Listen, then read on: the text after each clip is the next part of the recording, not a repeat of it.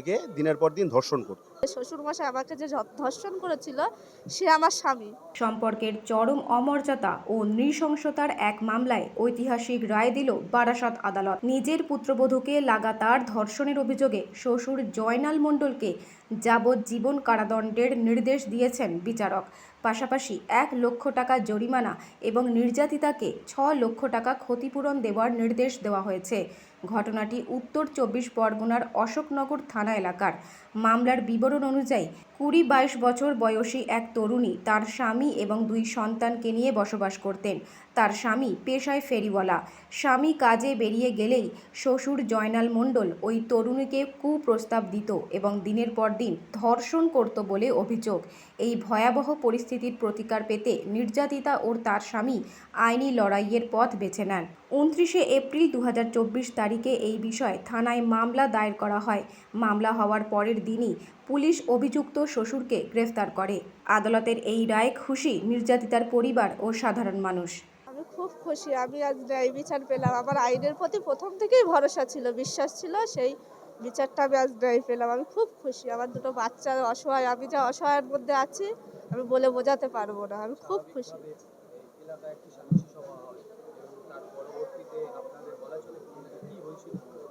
সালিশি সভাতে বলা হচ্ছে যে আমার হাজব্যান্ড, যে আমার স্বামী, সে আমার ছেলে হয়ে গেছে। আর আমার যে শ্বশুরমশাই আমাকে যে ধর্ষণ করেছিল সে আমার স্বামী। আর আমার স্বামী আমার ছেলে হয়ে গেছে, এই বলে আমাকে ধরলো গ্রাম থেকে এক ঘরে করে দেয়, সমাজ থেকে এক ঘরে করে আমার ধরলো 2টো বাচ্চা নিয়ে আমাকে কোথাও যেতে দিত না। বাচ্চাদের যদি কান্না করে যদি বাচ্চাটা একটা বিস্কুট কিনে দেবো, এমন দিন গেছে বাচ্চাটার একটা বিস্কুট পর্যন্ত কিনে দিতে পারিনি, এক মুঠো ভাত খেতে দিতে পারিনি। সমাজের লোক বলতে যাচ্ছে ইসলাম ধর্মে আমাদের যে আছে, আইনে আছে, আমাদের মানে হাদিসে আছে নাকি যে শ্বশুরমশাই যদি ধর্ষণ করে তাহলে সেটা করা। হ্যাঁ, বিধান আমি মানবো কি করে? আমার হাজব্যান্ডকে তালাক আমি দেবো কি করে? আমার তো 2টো ছোট ছোট বাচ্চা আছে, আমি তালাক দিয়ে আমার ছোট বাচ্চা 2টো নিয়ে আমি কোথায় যাব? হ্যাঁ, আমাকে আমাকে গ্রাম থেকে ধরলে এক ঘরে করে দিয়েছিল।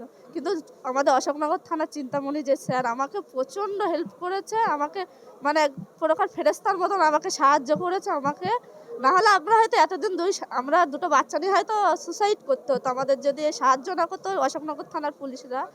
আমি ভীষণ খুশি রায় নিয়ে, আমি খুব খুশি। ম্যাম আমার মানে ম্যাজিস্ট্রেট যে রায় দিয়েছে আমি তাতেই সন্তুষ্ট। হ্যাঁ, আমার সর্বশেষে আমাদের এই তীর্থ স্যার আমার জন্য প্রচুর প্রচুর খেটেছে। এই দিদি আছে, আমাদের সবাই মানে ছোট ছোট দাদারা আছে, সবাই আমার জন্য খেটে আমার মানে 2টো বাচ্চা নিয়ে আমি কি বলবো, আমি খুব খুব এর মধ্যে গিয়েছে, কিছু আমার আর বলার নেই। আমি খুব খুশি।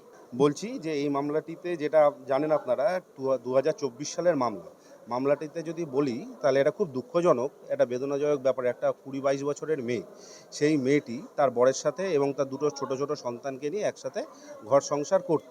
কিন্তু এই যে শ্বশুর মশাই রয়েছেন, এই যে জয়নাল, এর বর যেদিনই ফেরিওয়ালার কাজ করতেন, যখনই বেরিয়ে যেতেন একে কুপ্রস্তাব দিতে প্রথম দিকে দিত এবং পরবর্তীকালে একে দিনের পর দিন ধর্ষণ করত।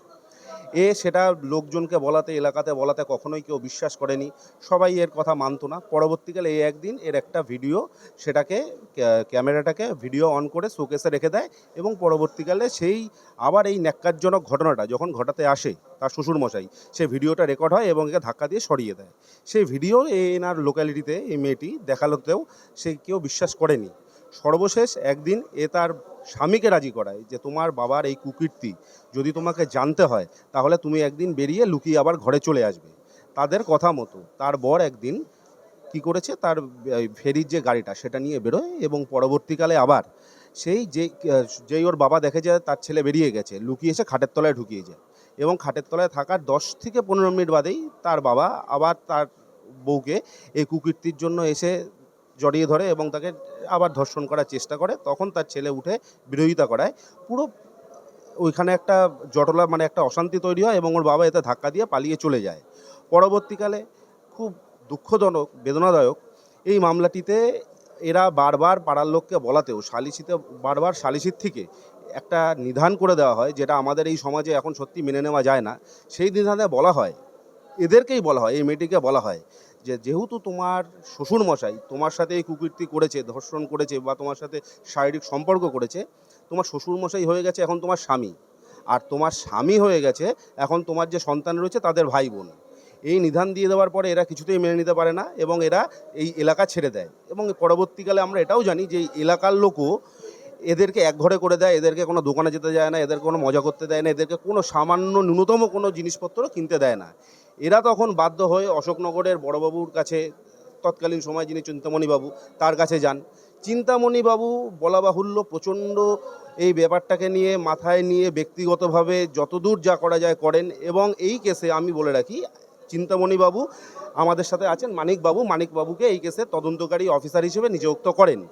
এবং পরবর্তী সময়ে এই মামলাটিতে এই যে মেয়েটি এবং তার স্বামীকে আমাদের যে এসপি ম্যাডাম ছিলেন, প্রতীক্ষা ম্যাডাম, অ্যাডিশনাল ম্যাডাম নীলাঙ্গী ম্যাডাম, এনারা সবাই মিলে এনাকে গাইড করে গার্ড দিয়ে ব্যারাকপুরে একটি জায়গাতে রেখে দেয়। এরা কখনোই ভেঙে পড়েনি, এদের ওপরে অনবরত প্রেশার আসতে থাকে। ইতিমধ্যে এর স্বামী জামিনও পেয়ে যায়, কিন্তু জামিন যদিও পেয়ে যায় তা সত্ত্বেও মানে এই স্বামী বলছে শ্বশুরমশাই জামিন পেয়ে যাওয়ার পরে এদের আবার থ্রেট করা, চমকানো ধমকানো শুরু করে। সেইটাকে আমরা কোর্টের কাছে তুলে আনি, কোর্ট তার জামিন নাকচ করে আবার তাকে জেলে নিয়ে নেয় এবং পরবর্তীকালে পুরো কেসটাই কাস্টডি ট্রায়াল আকারে হয় এবং পুরো জামিনটা, ওই যে বিচারটা হয়, তার শ্বশুরমশাই তখন জেলের মধ্যেই ছিল। আজকে বারাসাত পিড়ির এটা একটা গৌরবের কথা, কারণ এত তাড়াতাড়ি একটা কেস আমাদের খুব কমই শেষ হয়েছে। এই কেসটি আমরা ট্রায়ালে আনার পরে 2 মাসের মধ্যে পুরো কেসটা আমরা শেষ করি, আর্গুমেন্ট করি, সাক্ষী করি এবং মামলাটি আজকে ম্যাডাম রায়দান ঘোষণা করেন।